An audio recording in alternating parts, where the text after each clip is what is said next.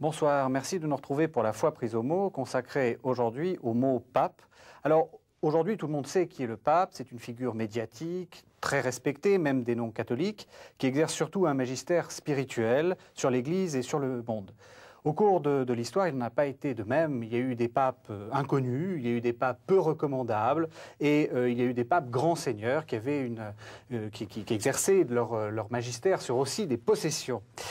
Pour nous accompagner tout au long de cette histoire de la papauté, j'ai invité Yves Brûlé qui a fait paraître un livre sur la papauté de Simon-Pierre à Jean-Paul II. Donc vous êtes historien, spécialiste d'histoire religieuse. Alors on va commencer par une question toute simple. Qu'est-ce que c'est qu'un pape?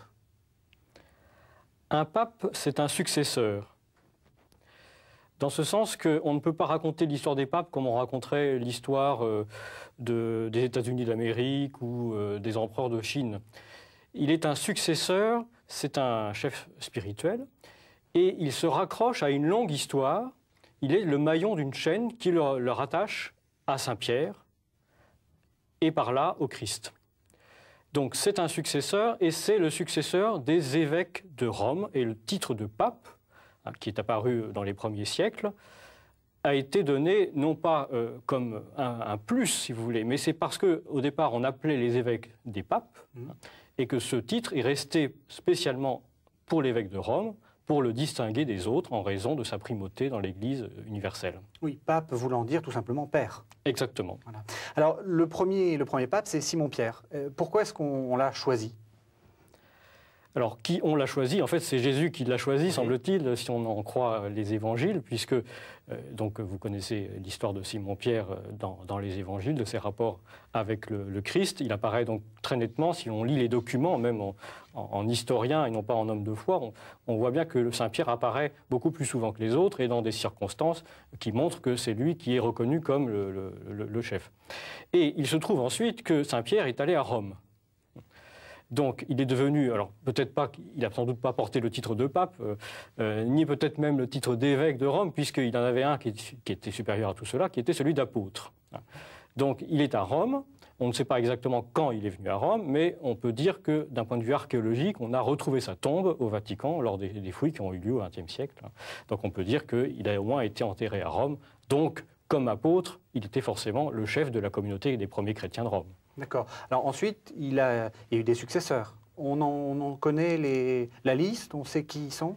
Oui, alors il existe une liste officielle, Pierre, Lin, Clay, Clément, etc. Mais il faut bien admettre que les tout premiers successeurs de Saint-Pierre, on connaît leurs noms parce qu'on a des listes qui sont très anciennes, qui remontent au IIe et IIIe siècle, fin IIe, début IIIe siècle pour la plus ancienne, mais on ne connaît rien d'autre à part leurs noms. Sauf le quatrième, qui est Clément, le célèbre Clément de Rome, qui est très célèbre parce qu'on connaît de lui un texte qui est une épître, une lettre de Clément de Rome aux chrétiens de Corinthe, selon la grande habitude de ce siècle de s'écrire des lettres entre chefs d'une communauté avec d'autres églises, et dans laquelle il intervient dans des querelles internes à l'église de Corinthe pour y mettre de l'ordre. Et il intervient comme évêque de Rome, justement, et comme successeur de Saint-Pierre, et c'est, au fond, le premier texte après l'époque apostolique, et déjà on a le signe non pas d'une primauté, parce que le terme serait sans doute excessif, parce qu'il faudrait d'autres éléments pour pouvoir l'employer vraiment, mais déjà le signe que l'on se réfère au successeur de Saint-Pierre pour régler des affaires internes à différentes églises qui ne sont pas romaines. D'accord. Est-ce qu'on a une idée un peu de la façon dont ces papes vivaient? Parce qu'on a l'image d'une papauté très rutilante, il ne faut pas imaginer ça. Pour l'instant, on n'est pas encore dans une papauté officielle. Alors officielle, ça dépend dans quel sens vous prenez le mot. Reconnu par l'Empire, je veux dire. Ah non, par l'Empire, certainement pas. Mais il faut bien voir que, bon, sans doute, les premiers évêques de Rome ont une vie exactement semblable à ce que pouvait être un évêque dans d'autres villes, en Grèce, ou à Antioche, ou à Alexandrie, et peut-être moins, ils avaient moins de fidèles, au fond, que les évêques d'Alexandrie ou d'Antioche dans les tout premiers siècles, puisqu'après tout, la communauté romaine est au départ assez petite par rapport au même moment aux communautés qui existent déjà en Orient, aux communautés chrétiennes. Mais évidemment, ces personnages n'ont pas de rapport avec les pouvoirs publics, puisque au départ, l'Église naît comme une sorte de groupe de juifs convertis à la foi au Christ, mais que les Romains eux-mêmes ne distinguent pas très bien des juifs. Et pour la première persécution attestée à Rome en 64, le document document qui en parle est un document qui dit qu'il y a des Juifs qui s'agitent sous la direction de Christos. Donc on s'imagine que Christos vit à Rome, un Christ, dont on ne sait pas si c'est son nom ou son titre, et au fond il ne se distingue pas des autres Juifs. D'accord. Et disons, les papes ont été eux aussi persécutés, ont subi ce même... Est-ce qu'il y a eu des papes qui ont été tués, massacrés Dans les premiers siècles, bien sûr, oui, oui. Alors, il y a une tradition, mais qui ne s'appuie pas sur des documents très nombreux, qui dit que tous les premiers papes sont morts martyrs. En fait, rien ne le prouve. Quand on regarde vraiment les preuves historiques, autant qu'on puisse en avoir, le premier martyr d'un pape, pape qui soit mort martyr, qu'on puisse garantir, si vous voulez, hein, c'est Saint Calixte, au début du IIIe siècle. Saint Calixte est célèbre parce que c'est le premier qui a organisé les cimetières des chrétiens de Rome, les fameuses catacombes. Et donc il a eu une histoire assez intéressante, il s'est beaucoup querellé avec un autre chrétien, un prêtre chrétien, Hippolyte, qui voulait être pape à la place du pape Calixte. Déjà un antipape. Déjà, donc c'est le premier antipape, exactement, hein, et qui avait une vision assez différente de la discipline interne, si vous voulez, au sein du christianisme. Et il se trouve qu'on a la preuve que Saint Calixte est mort martyr dans une échauffourée dans le quartier du Trastevere à Rome. Hein.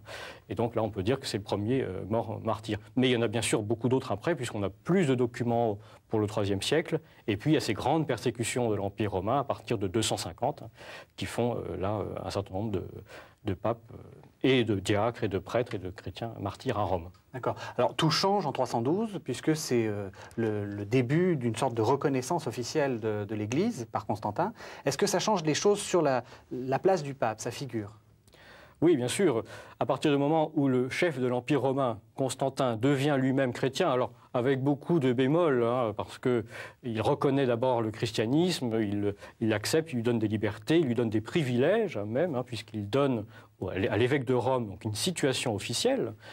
Il permet la construction d'une première grande église, qui est l'origine de la basilique du Latran, et il donne à côté de cette basilique un palais, hein, où le pape, l'évêque de Rome, pourra habiter, résider. Donc, il donne des facilités ainsi que des propriétés pour que les églises puissent vivre matériellement. Donc, l'Église prend à ce moment-là une part officielle, si vous voulez, hein, puisque le chef de l'État, le chef de l'Empire, si on peut dire, devient chrétien lui-même.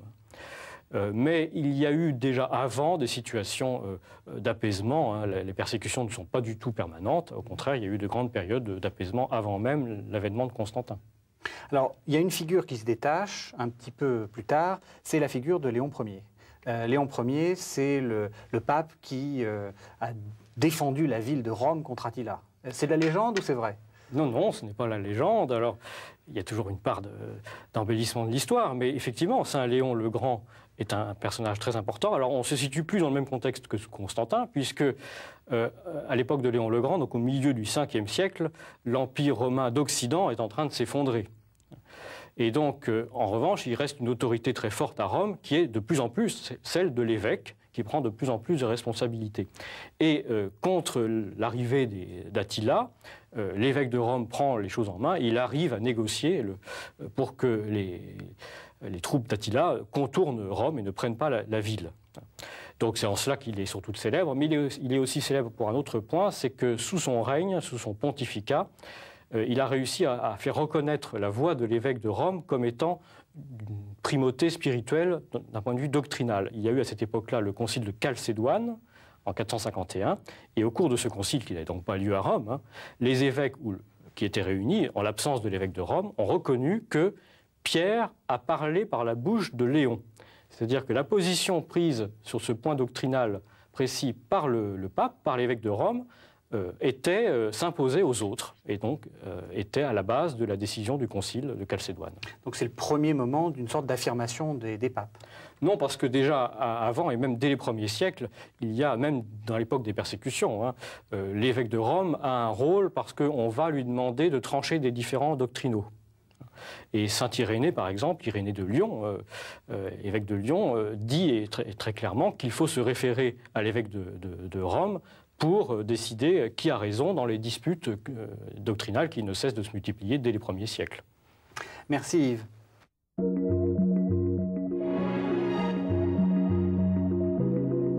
Yves, nous avons déjà parlé de l'Antiquité, maintenant nous allons parler du Moyen-Âge. Quelle est la grande nouveauté qu'instaure le Moyen-Âge dans la papauté? Si on veut prendre un personnage charnière, on pourrait choisir le pape Grégoire le Grand, donc mort en 604. Parce qu'au fond, il prend une situation qui est très différente de celle de l'Antiquité et qui inaugure un peu les problèmes qu'il y aura au Moyen-Âge.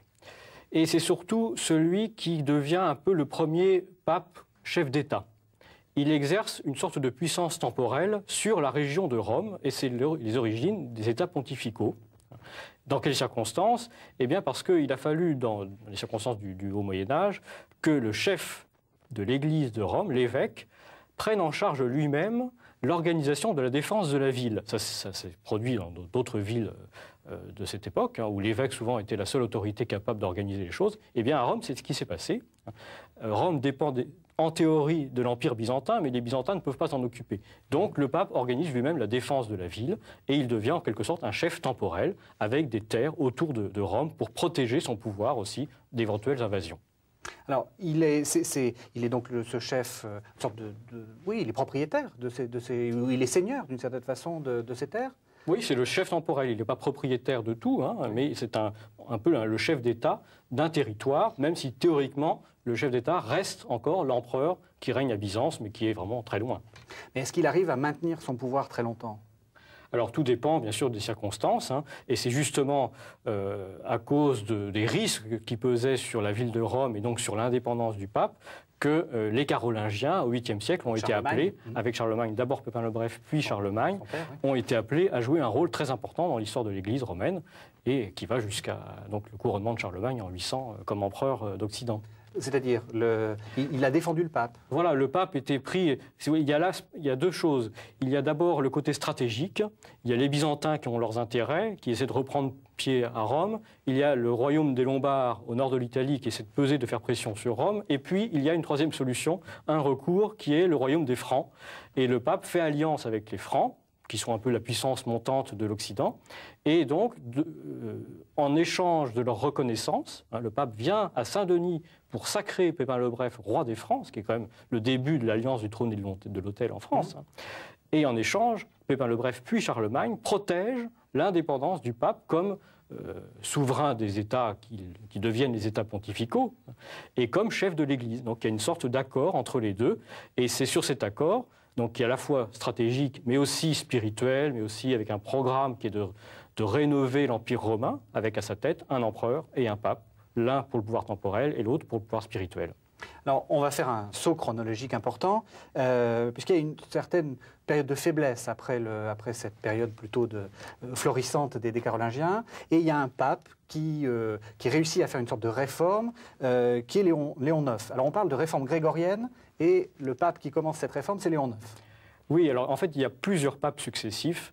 D'ailleurs, il y en a un qui est même moins connu que Léon IX, mais qui est très important aussi, c'est Nicolas II, parce que c'est le premier qui décide que les élections des papes ne seront pas arrangées entre l'empereur et les grandes familles romaines, mais seront exclusivement du ressort des cardinaux. Donc les papes seront élus par les cardinaux. Et c'est un peu symptomatique, je pense, de l'esprit de la réforme dite grégorienne, parce qu'elle a été surtout dominée ensuite par Grégoire VII. Et cette réforme de l'Église, c'est beaucoup de choses, mais surtout que le pouvoir spirituel des évêques ou des abbés, etc., se dégage de la tutelle qu'exercent les souverains laïcs. Donc il y a un rééquilibre qui se fait, et avec cette histoire, par exemple, de l'élection des papes, eh bien justement, on se dégage de la puissance, là, dans ce cas-là, ou soit des familles romaines, soit de l'empereur. Et donc, cette théorie s'applique à toutes les situations, et c'est le début de la querelle qui dure une grande partie du Moyen-Âge entre la papauté et l'Empire pour savoir la querelle dite des investitures, c'est-à-dire qui va investir les évêques, qui va investir les grands abbés, etc. Alors, il y a un moment très fameux, c'est Canossa. Voilà, et au fond, les papes marquent des points, remportent des victoires morales, puisque l'empereur du Saint-Empire romain, qu'on n'appelle pas encore germanique, bien que son souverain soit allemand, vient s'excuser après avoir maltraité le pape. Il vient s'excuser et dans la neige, le pape l'oblige à attendre devant le château de Canossa, la ville de Canossa, et ensuite le reçoit pour obtenir en quelque sorte sa repentance, son remords. Donc c'est un symbole, si vous voulez, de la victoire du pouvoir spirituel qui a réussi à se dégager de la tutelle des empereurs. Mais c'est un combat sans cesse recommencé au Moyen-Âge. Oui, alors dans le livre que vous avez fait paraître, vous dites que l'Église est, au Moyen-Âge, la clé de voûte de la chrétienté. La papauté, pardon, la clé de voûte de la chrétienté. L'Église romaine, la papauté, effectivement, est en quelque sorte la clé de voûte de la chrétienté, hein, parce qu'à cette époque du Moyen-Âge, la notion de chrétienté, c'est que, au fond, la société se définit d'abord par son appartenance à un christianisme et elle s'inscrit dans un ordre sacré. Et cet ordre sacré, eh bien, il est uni, alors d'un point de vue religieux, avec le pape comme clé de voûte, en quelque sorte. Hein, c'est lui qui tranche les débats doctrinaux, c'est lui qui a un pouvoir aussi juridique hein, sur l'Église. Et puis, il y a le rêve qu'il y ait aussi un empereur, c'est-à-dire un chef temporel, qui couvre aussi toute la chrétienté. Mais ce rêve-là n'est jamais réalisé, puisqu'au fond, il y a toujours une division entre, effectivement, un empereur, mais qui ne règne que sur une partie de l'Occident, et puis le roi de France, le roi d'Angleterre, etc. Alors, il y a des personnalités très fortes parmi les papes. On parle souvent d'Innocent III, qui est un peu le sommet, justement, de cette puissance de la papauté. Oui, l'un des sommets, l'un des premiers sommets, effectivement, Innocent III, donc c'est le début du XIIIe siècle. On dirait un pape de choc, hein, et qui réussit à, effectivement, réunir un concile très important, le concile de Latran IV, qui se réunit à Rome en 1215, et qui prend un certain nombre de mesures très importantes, hein, et qui affirme ainsi, il prend d'ailleurs une métaphore pour définir pouvoir spirituel et pouvoir temporel. Il dit au fond qu'il y a dans le ciel deux luminaires, le soleil et la lune, mais donc le soleil c'est le pouvoir spirituel, la lune c'est le pouvoir temporel, et quand on regarde bien les choses, on comprend bien que la lumière qui vient de la lune, elle vient en fait du soleil. Hein. Donc il y a bien une hiérarchie entre les deux, et qu'au fond le pouvoir spirituel règne, ne doit pas régir tout le fonctionnement des États, bien sûr, hein, mais il est supérieur au pouvoir temporel qui ne doit pas donner des ordres à la papauté ou aux évêques. Donc on peut dire que le Moyen-Âge, c'est justement cette sorte de balance entre une force des papes, puis après une faiblesse des papes, parce qu'en 1300, au XIVe siècle, les choses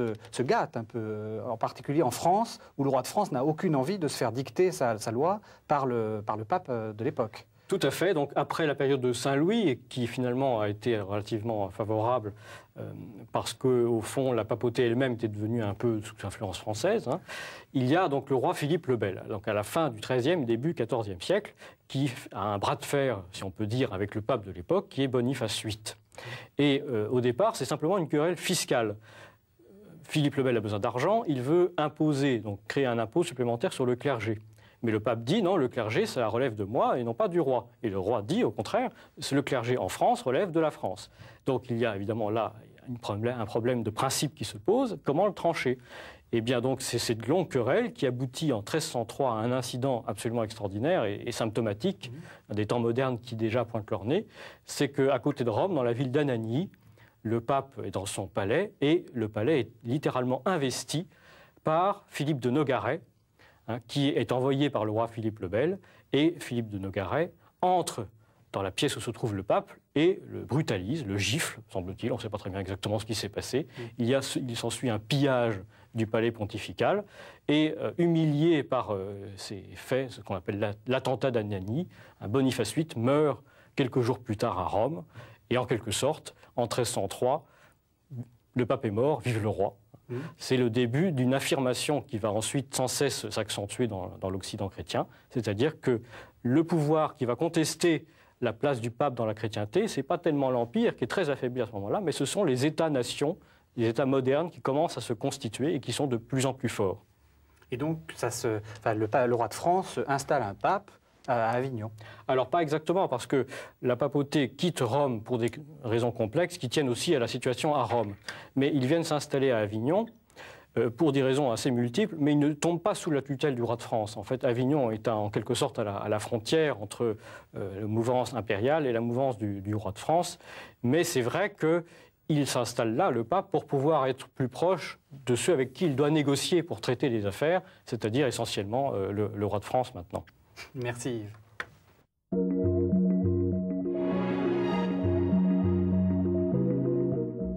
Yves, on se retrouve après les schismes d'Avignon, on fait un grand saut chronologique et on se retrouve à l'époque de la Renaissance, au moment où les papes jouent un rôle très important de mécénat et de soutien de ce mouvement de la Renaissance. On pense en particulier à Jules II, le grand pape de la Renaissance. Oui, Jules II, effectivement, l'une des grandes figures de la Renaissance romaine, un pape entre 1503 et 1513. Mais on pourrait revenir d'un mot, si vous voulez, à Avignon, puisqu'après tout, déjà, certains papes d'Avignon, au XIVe siècle, avaient des attitudes qui préfiguraient celles des grands papes de la Renaissance, c'est-à-dire en favorisant des recherches sur l'Antiquité. Et par exemple, l'un des papes d'Avignon avait demandé à l'un des grands savants de l'époque, Pétrarque, de rechercher des inédits de Cicéron. Donc le pape, chef de l'Église, va favoriser des recherches sur l'Antiquité. Et c'est ça, au fond, sur des païens, Cicéron, mais Cicéron, quel style, quelle écriture, etc. Et c'est ça l'esprit de la Renaissance, finalement. Et c'est la même chose sous Jules II ou sous Léon X, c'est de célébrer les noces entre l'Antiquité et le christianisme. Reprendre tout ce qu'il y avait de bon dans l'Antiquité et y rajouter le christianisme. Et tout cela ne peut se faire, ces noces ne peuvent se célébrer qu'à Rome. Et donc le pape couvre Rome de monuments dans l'esprit nouveau. Oui, tout à fait. Et donc on redécouvre non seulement les lettres romaines ou grecques, la philosophie romaine et grecque, mais bien sûr l'art de la Rome antique. Et l'on construit en s'inspirant donc des modèles, des canons architecturaux de la Rome antique. Et c'est bien sûr, sous Jules II, dont vous citiez le nom il y a un instant, on commence la construction de la nouvelle basilique Saint-Pierre, commencée en 1506 sous la direction de Bramante.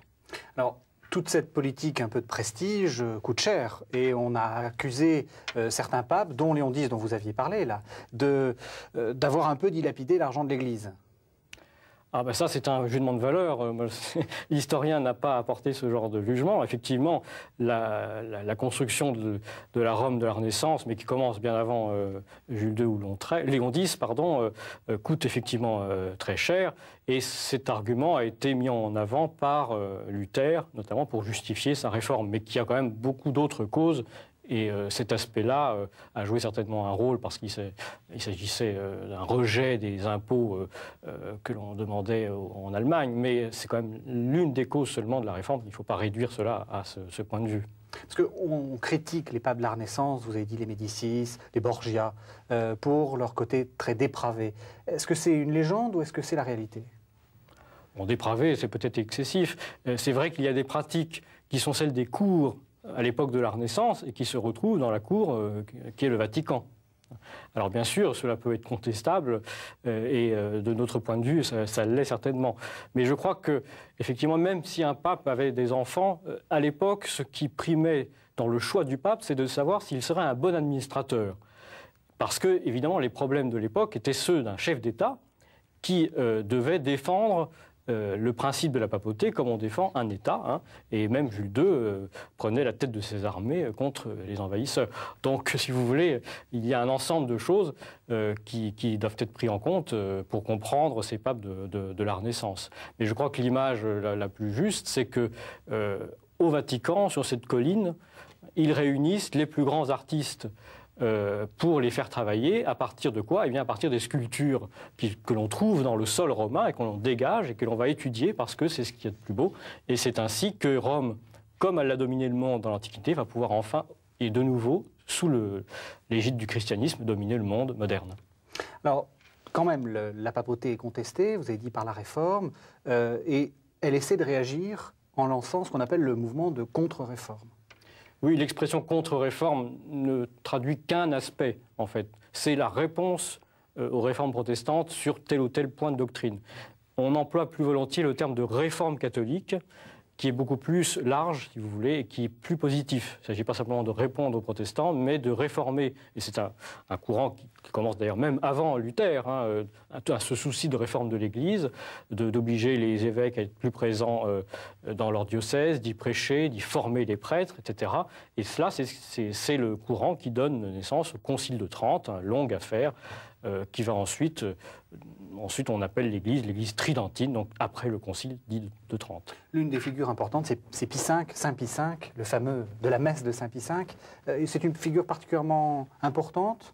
Oui, c'est l'un des papes importants, effectivement, du XVIe siècle. Bon, la messe de Saint Pie V, en fait, c'est la messe romaine. Elle existe avant lui. Simplement, il fait des réformes liturgiques pour chasser de la liturgie le mauvais latin. Au fond, il veut une liturgie de qualité. Ce qui est de meilleur doit être de se retrouver dans la liturgie et pas seulement dans la messe. Donc, il est connu à cause de cela, mais il y a aussi d'autres aspects, notamment à Rome, l'accent mis sur le pèlerinage à Rome, la présence des chrétiens qui viennent à Rome pour prier sur le tombeau des apôtres, etc. Alors, on fait un petit saut chronologique et on se retrouve à la fin du XVIIIe siècle où là, la papauté est vraiment contestée, ou plus exactement l'Église, en fait, par les idées révolutionnaires, les Lumières. Et que font les papes à ce moment-là?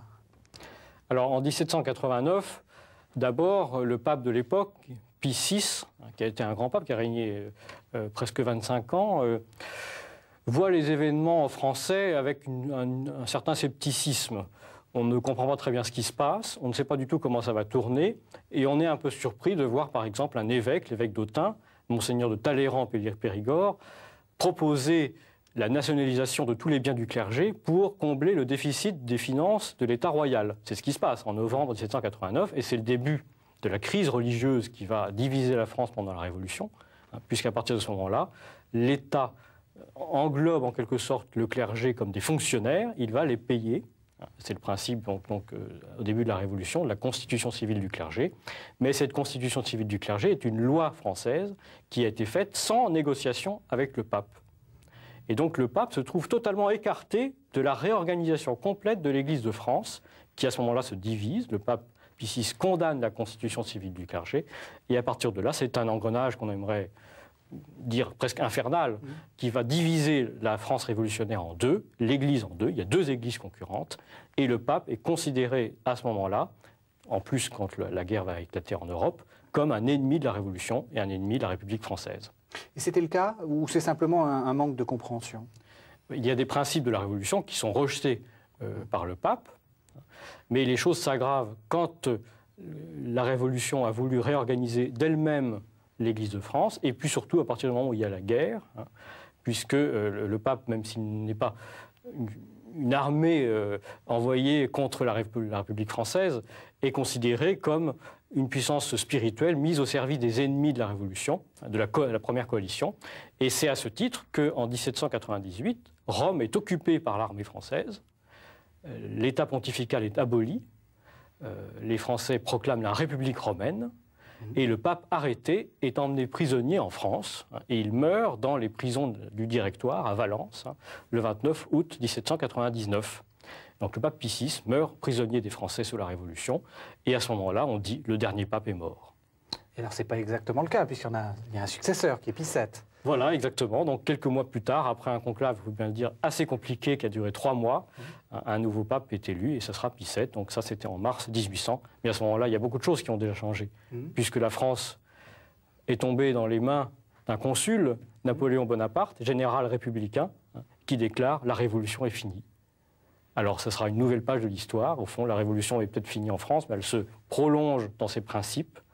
Mais simplement, Napoléon Bonaparte va chercher cette fois-ci à négocier avec le pape Pie VII pour résoudre les questions, les problèmes religieux en France. Et c'est évidemment sur un autre principe que les choses vont pouvoir se reconstruire. Merci Yves.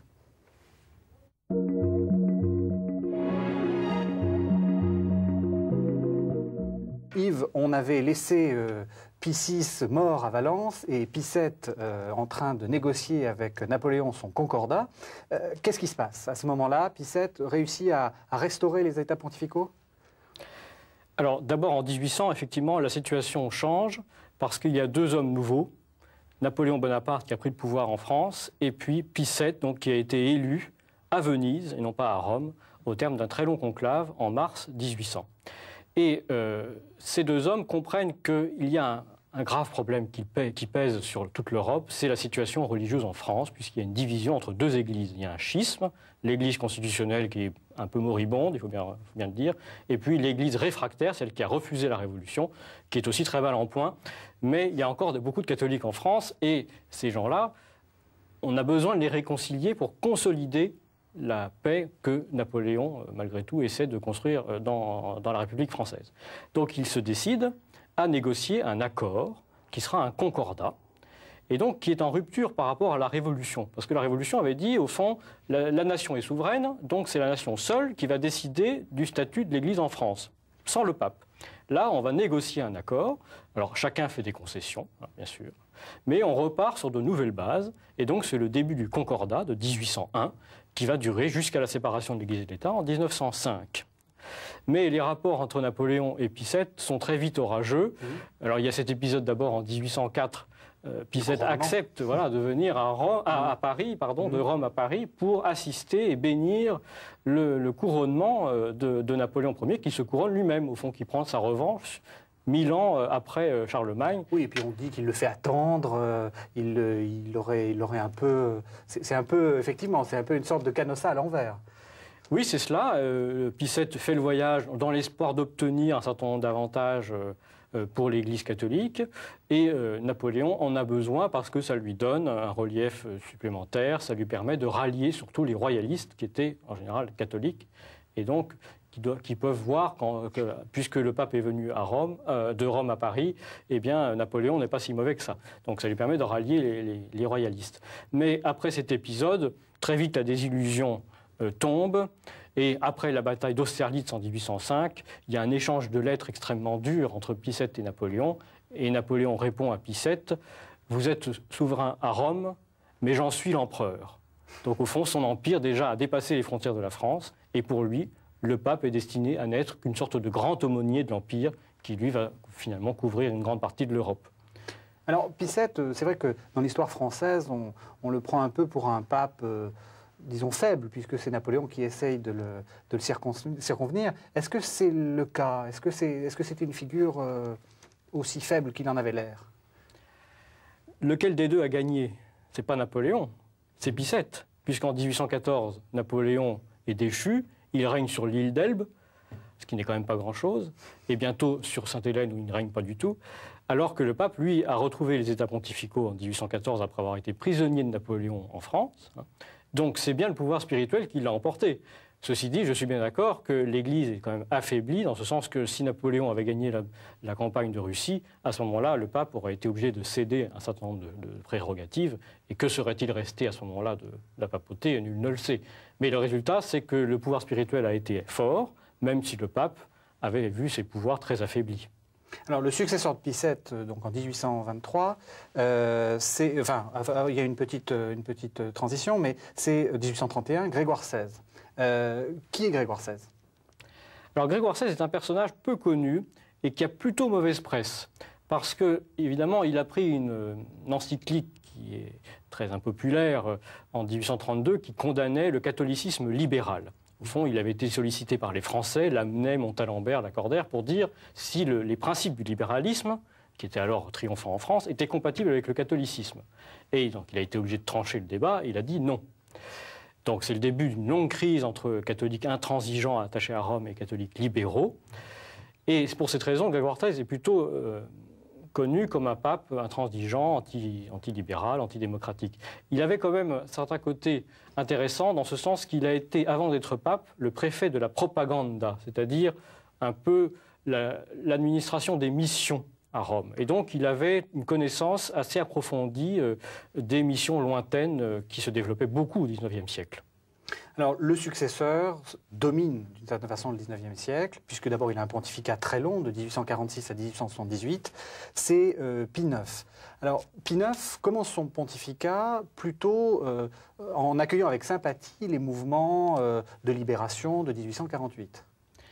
Oui, effectivement, Pie IX, qui d'abord a été le plus long pontificat de l'histoire, plus de 32 ans, a connu vraiment toutes sortes de péripéties. Il a été élu donc peu avant les révolutions de 1848 et on peut même dire qu'il a joué un rôle dans ces révolutions, un rôle qui a favorisé la révolution parce qu'après Grégoire XVI, qui était très intransigeant, l'élection de Pie IX a été reçue comme un espoir. Et il a pris des mesures, non pas libérales, parce que sur le fond de la doctrine, il avait la même que celle de Grégoire XVI, mais des mesures de clémence à l'égard des révolutionnaires qui étaient au contraire favorables aux idées libérales. Et il est devenu, en quelques années, au début de son pontificat, le héros de l'Italie, qui essayait de chasser les Autrichiens pour faire l'unité italienne, le Risorgimento, hein, l'unité italienne. Et le premier héros, finalement, de l'unité italienne, c'est d'abord Pie IX, alors qu'ensuite, il sera contesté comme le dernier obstacle à l'unité italienne quelques années plus tard. Donc, figure très paradoxale, mais qui, au fond, dans sa doctrine, ne varie pas. Simplement, les circonstances politiques font que, Rome étant prise par des républicains en 1848-49, il doit quitter Rome, se réfugier dans le royaume de Naples, et il ne reprend sa place comme pontife que grâce à une intervention militaire des Français, qui viennent rétablir le pape sur son trône en écrasant la République romaine des Rouges, on disait, les Garibaldi et les Mazzini, qui sont vus comme vraiment le diable en personne. Et donc à partir de là commence une nouvelle phase où Pie IX, lui, devient beaucoup moins clément, et plus du tout libéral pour le coup. C'est cette histoire de Rome où il avait déjà préparé ce revirement, d'une certaine façon. Bon, le revirement n'est pas encore, je le répète, hein, une question de doctrine. Hein. C'est une question de politique. Simplement, les événements de la Révolution l'ayant chassé, il ne croit plus, si vous voulez, à un rapprochement possible avec les révolutionnaires sur une sorte de modus vivendi, et il veut combattre les révolutionnaires. Et c'est en 1850, il faut replacer ça dans son contexte, le cas dans toute l'Europe. C'est-à-dire que partout, les régimes antilibéraux, les régimes autoritaires l'emportent sur les révolutions, qui ensuite prendront leur revanche plus tard. Alors, il y a aussi un durcissement doctrinaire à partir d'un certain moment chez Pie IX. Oui, donc il y a une sorte de grand face-à-face entre le catholicisme d'un côté, le libéralisme de l'autre, avec d'autres doctrines qui apparaissent, le socialisme, le marxisme, etc. Et donc Pie IX prend position de manière très forte en 1864.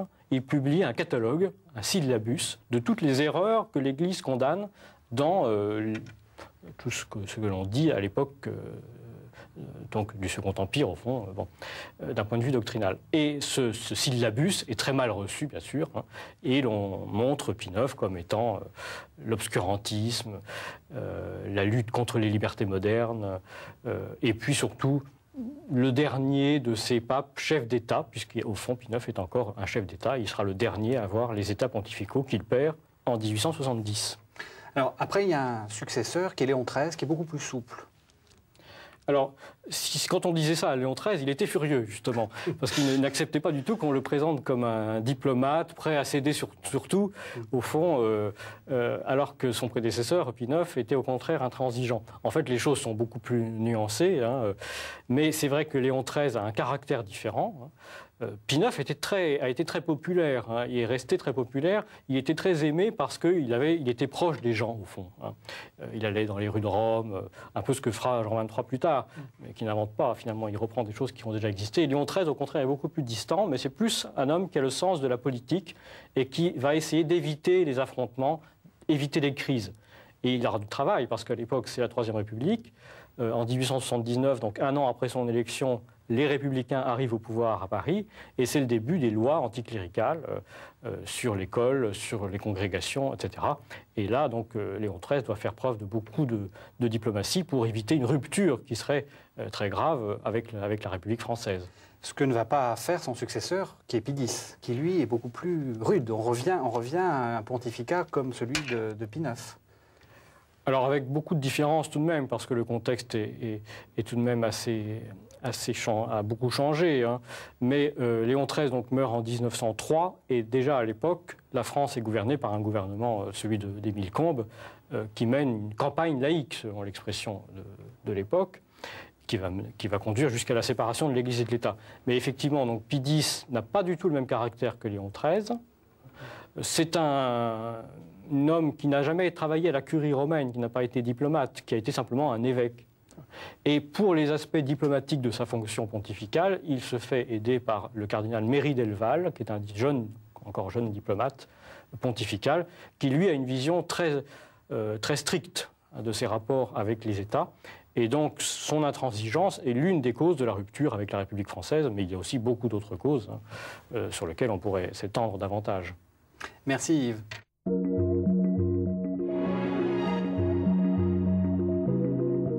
Yves, dans cette dernière partie de l'émission, nous allons nous intéresser au XXe siècle et en particulier, on va commencer par ce pape qui n'a pas de chance puisqu'il est élu juste pendant la bataille de la Marne en 1914, c'est Benoît XV. Oui, Benoît XV succède à Pie X en septembre 1914 et il est connu comme le pape de la Première Guerre mondiale. Il a été très contesté. C'est une figure assez peu connue, assez méconnue et à tort parce qu'il est assez attachant finalement quand on lit son histoire. C'est un personnage assez complet finalement. Il avait eu une expérience pastorale mais aussi de diplomate pontifical. Il avait une vision assez générale des choses. Mais il a cette Première Guerre mondiale qui a été très difficile dans ce sens que la papauté a été accusée par certains de prendre parti alors qu'au contraire il essayait de maintenir une neutralité entre les deux côtés du front. Hein. Mais les Français, Clémenceau par exemple, dénonçaient le pape Bosch, hein, le pape vendu à l'Allemagne en quelque sorte. Bon, ce qui n'était pas tout à fait exact quand même.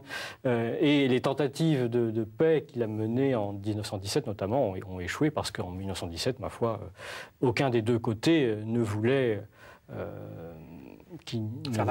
faire la paix sans avoir la victoire avec.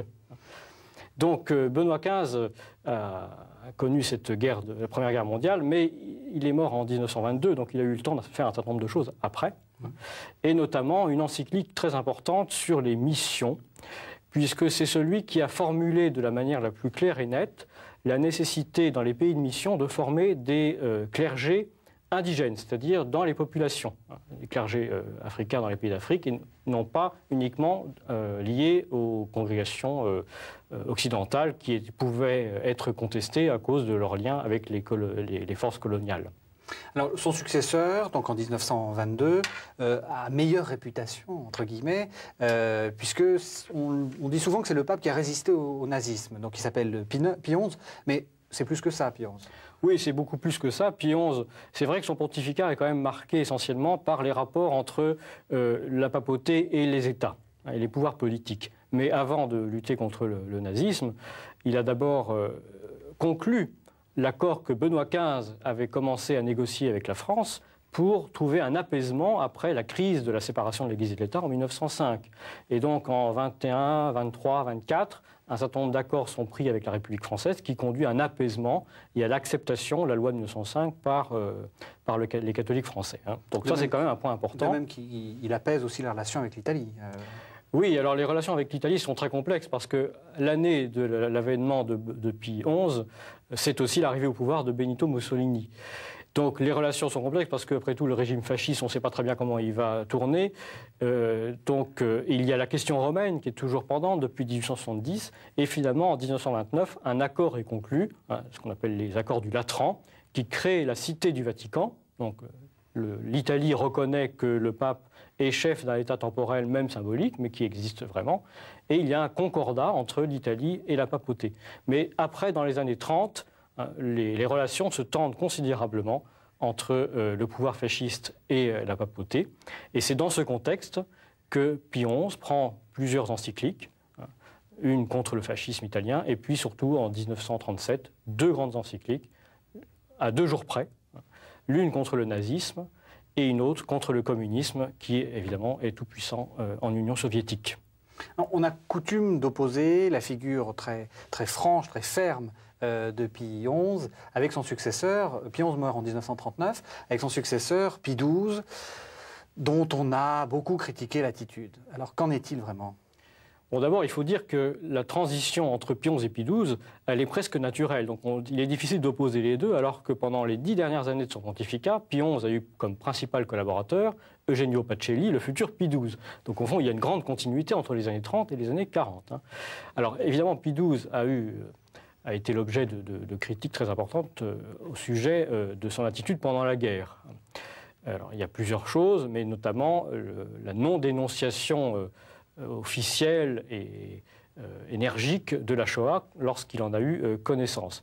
Alors c'est un sujet qui est très complexe, comme vous le savez. Il faut bien comprendre d'abord que c'est une polémique qui est venue très tardivement. C'est-à-dire qu'après la guerre, au contraire, hein, l'attitude de l'Église catholique à l'égard des Juifs a plutôt favorisé un apaisement des relations entre christianisme et judaïsme. Et au contraire, Pie XII a été remercié d'avoir sauvé des Juifs pendant la guerre. Et cette polémique est venue bien après sa mort, dans les années 60, hein, où on a relu les événements en disant finalement Pie XII aurait pu faire beaucoup plus. Donc il faut bien placer les choses de cette façon. Alors en fait, Pie XII n'a pas fait de déclaration virulente pour dénoncer la Shoah, mais on ne peut pas dire que son silence est complet, hein, puisqu'il a quand même fait un certain nombre de déclarations qui ont été interprétées par Hitler comme étant un appui donné aux Juifs. Bon. Donc il faut bien dire que la question de Pie XII, c'est une question qu'il a un dilemme. Faut-il une grande déclaration dans l'idée que peut-être cela pourra jouer en faveur des Juifs, mais effectivement là, il a jugé que ça pouvait jouer au contraire, dans un sens opposé, ou bien alors favoriser discrètement des actions sur le terrain en demandant aux épiscopats, aux nonces, de sauver autant qu'ils pourront des Juifs dans les pays où ils se trouvent. Donc c'est ce qui s'est passé, il a pris plutôt cette option-là. Voilà, c'est cette option-là qui a été choisie. Alors son successeur, c'est le pape le plus populaire du XXe siècle, avec Jean-Paul II, c'est Jean XXIII. Oui, Jean XXIII, donc élu alors qu'il était déjà assez âgé, hein, en 1958, et qui règne pendant quelques années seulement. Et c'est pour ça qu'on a pensé que c'était un pape de transition. Mais comment faut-il entendre le mot transition? Puisqu'après tout, c'est vrai qu'il y a une grande transition qui s'ouvre, c'est que c'est lui qui décide, à la surprise générale, il faut bien le dire, et une décision prise très rapidement, de convoquer un concile écuménique qui sera Vatican II. Et c'est lui qui ouvre le concile en 1962, et il meurt pendant le concile en 1963. Son successeur, c'est Paul VI, qui a eu une attitude, enfin, qui a été un pontificat complexe, Paul VI. Oui, Paul VI a d'abord eu à terminer l'œuvre conciliaire commencée par Jean XXIII, mais Paul VI a été élu comme celui qui représentait la continuité par rapport à ce qu'avait voulu faire Jean XXIII. Donc on continue le concile malgré les problèmes qui déjà apparaissaient. Mais c'est vrai que dans le pontificat de Paul VI, qui dure donc jusqu'en 1978, donc une quinzaine d'années, il y a eu plusieurs phases. D'abord la phase très optimiste du début, la fin du concile, les premiers contacts avec les orthodoxes, le voyage à Jérusalem. On pense que la réunion des chrétiens, finalement, va pouvoir se faire grâce au concile. Et puis ensuite, il y a la phase de mise en application des décisions conciliaires qui crée un certain nombre d'espérances, mais aussi de crises profondes. Et il y a ce basculement en 68. C'est-à-dire qu'en juin 1968, il y a l'encyclique sur les questions de morale sexuelle et sur l'enfantement, qui vient un mois après le choc de mai 68. Et dans cette encyclique, le pape dit au fond que les catholiques ne doivent pas prendre la pilule.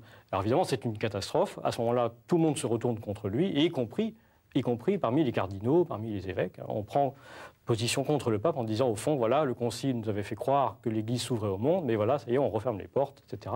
Et il s'ensuit une crise très profonde dans l'Église qui dure plusieurs années. Et la dernière phase de son pontificat, on a un peu l'impression que la papauté n'est pas complètement démonétisée, mais elle prend moins la parole, elle est moins présente, et on attend un petit peu une sortie de crise qui viendra, l'espère-t-on, avec Jean-Paul II. Jean-Paul II, oui. Donc Jean-Paul II change... Est-ce qu'on peut dire que Jean-Paul II change l'image du pontificat, des papes, pardon, par son pontificat? En partie, oui, parce qu'il a une façon d'exercer sa charge pontificale qui est nouvelle. Il y a plusieurs aspects nouveaux, mais d'abord, son charisme personnel, qui vient après, c'est une période finalement un peu terne de la fin du règne de Paul VI, et puis surtout par sa présence physique. C'est-à-dire que la grande nouveauté qui va sans doute marquer un tournant dans l'histoire de la papauté, c'est que le pape se rend présent par ses voyages dans toutes les églises du monde, il va dans tous les pays. Alors, ça ne veut pas dire qu'il a cessé d'être l'évêque de Rome ou qu'il est devenu un nomade, pas du tout, il reste bien le pape parce qu'il est évêque de Rome, mais il se rend présent et il rencontre les églises sur place, mais il les reçoit aussi au Vatican. Puisqu'après tout, grâce aux moyens de transport modernes, il y a un va-et-vient continuel entre les chrétiens et Rome, entre les évêques et le pape, et tout cela, finalement, change la manière de diriger l'Église et de la gouverner. Mais Yves, je vous remercie beaucoup d'avoir passé cette semaine avec nous. Merci.